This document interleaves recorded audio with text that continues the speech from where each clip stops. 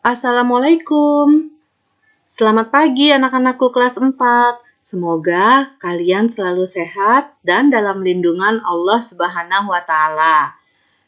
Ketemu lagi dengan Ibu dalam pembelajaran tema 8, subtema 1, muatan pelajaran bahasa Indonesia. Baiklah, sebelum kita memulai pelajaran, marilah kita bersama-sama membaca basmalah. Bismillahirrahmanirrahim. Pada kesempatan kali ini, Ibu akan menjelaskan tentang teks fiksi beserta unsur-unsur pembentuknya. Teks fiksi adalah teks yang berisi rekaan atau hayalan yang tidak berdasarkan kenyataan. Atau dengan kata lain, cerita fiksi adalah cerita hasil olahan imajinasi seorang pengarang berdasarkan pandangan, tafsiran, dan penilaiannya terhadap peristiwa yang pernah terjadi secara nyata ataupun hanya terjadi dalam hayalan penulis saja. Contoh teks fiksi yaitu cerita Asal Mula Bunga Kemuning, Legenda Rawa Pening, dan masih banyak lagi judul-judul teks fiksi yang bisa kalian cari. Selanjutnya, Ibu akan menjelaskan tentang unsur-unsur yang ada di dalam teks fiksi, yaitu 1. Tokoh. Tokoh adalah pelaku cerita atau sesuatu yang mengalami peristiwa di dalam suatu cerita. Yang kedua, yaitu tema. Tema adalah dasar cerita atau sesuatu yang menjadi pokok terbentuknya suatu cerita. Yang ketiga, alur. Alur adalah rangkaian peristiwa atau kejadian yang terdapat dalam suatu cerita. Yang keempat adalah latar. Latar adalah keterangan yang menjelaskan keadaan dalam suatu cerita. Dan yang kelima adalah amanat. Amanat adalah pesan yang terkandung dalam sebuah cerita. Selanjutnya yaitu jenis-jenis teks fiksi. Yang pertama ada cerpen. Cerpen adalah cerita pendek yang berisi cerita tokoh pada suatu kejadian. Yang kedua novel. Novel adalah cerita rekaan yang berisi rangkaian peristiwa kehidupan seseorang beserta orang yang berada di sekelilingnya. Yang ketiga ada legenda. Legenda adalah cerita rakyat pada zaman dahulu yang ada hubungannya dengan peristiwa sejarah. Yang keempat, cerita jenaka. Cerita jenaka yaitu cerita penghibur yang membangkitkan tawa, jenaka, keriangan, atau sindiran. Yang kelima yaitu fabel. Fabel adalah cerita yang menggambarkan watak manusia yang tokohnya diperankan oleh hewan. Yang keenam yaitu saga atau cerita panji. Cerita rakyat yang bersifat legendaris tentang kepahlawanan atau petualangan yang mengagumkan.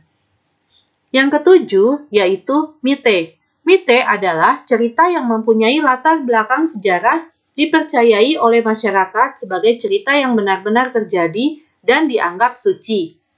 Yang kedelapan yaitu roman. Roman adalah cerita fiksi yang menampilkan keseluruhan hidup suatu tokoh beserta permasalahannya, hubungan dengan kehidupan sosialnya dari lahir hingga mati. Lalu, menjelaskan amanat dalam teks fiksi. Amanat adalah pesan yang terkandung dalam suatu cerita. Amanat ini dapat dipahami setelah kita membaca keseluruhan teks. Dalam teks terdapat tokoh yang berperan di dalamnya. Tokoh yang tersebut adalah bisa berwatak positif dan juga berwatak negatif. Contoh watak positif diantaranya penyayang, rendah hati, suka menolong, dan jujur. Contoh watak negatif yaitu sombong, kikir, dan pembohong.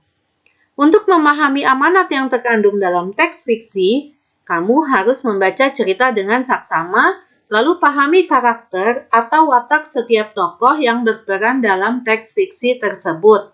Setelah mengetahui watak tokoh tersebut, barulah kamu dapat menentukan dan memahami amanat yang terkandung dalam teks fiksi yang kamu baca.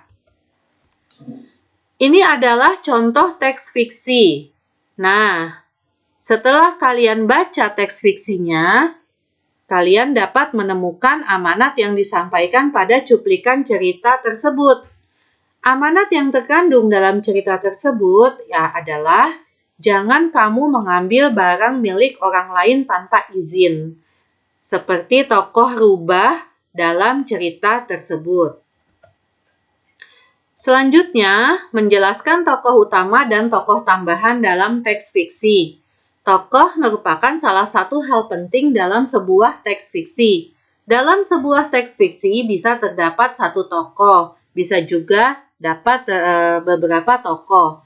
Setiap tokoh memiliki peran atau fungsinya masing-masing dalam suatu cerita. Berdasarkan peran atau fungsinya dalam cerita, tokoh bisa dibedakan menjadi dua, yaitu tokoh utama dan tokoh tambahan. Tokoh utama disebut juga tokoh sentral, karena tokoh utama adalah tokoh yang memiliki peran penting dalam suatu cerita.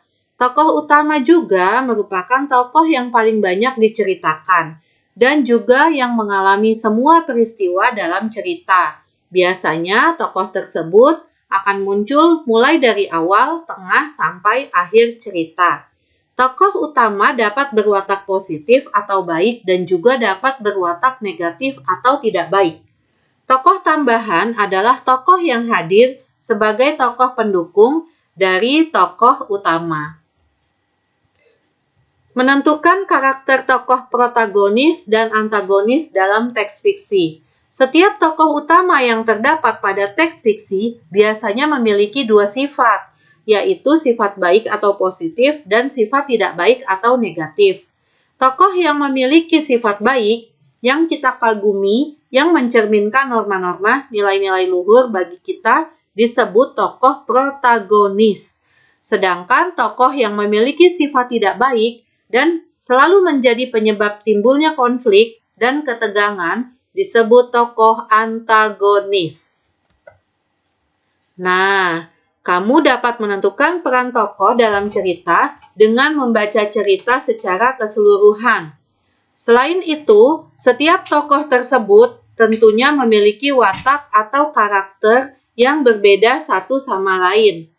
Untuk mengetahui watak atau karakter tokoh, kamu perlu membaca cerita dengan saksama, mulai dari bagian awal cerita hingga akhir cerita. Dengan demikian, kamu dapat mengetahui dan memahami karakter dari tiap-tiap tokoh yang berperan dalam cerita. Nah, demikian pembelajaran kita pada hari ini. Semoga apa yang Ibu sampaikan bisa bermanfaat untuk kalian semua. Terima kasih. Wassalamualaikum warahmatullahi wabarakatuh.